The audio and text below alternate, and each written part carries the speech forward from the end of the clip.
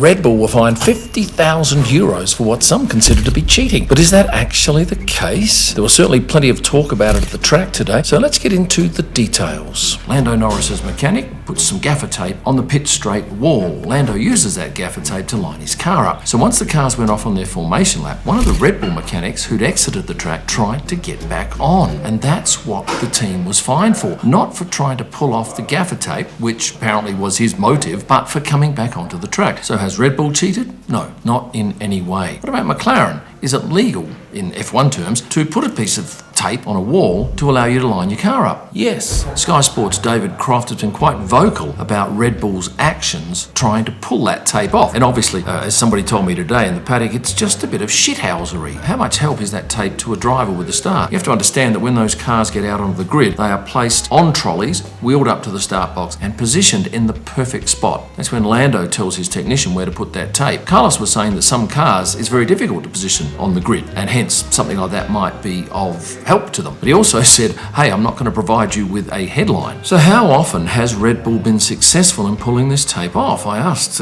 someone at McLaren who knows, and he said once this year. They've made attempts by all means, and McLaren have gone to some interesting lengths too, even putting underneath the sticker a note so that if they were successful in pulling off the gaffer tape, the note would let them know that they have been outed.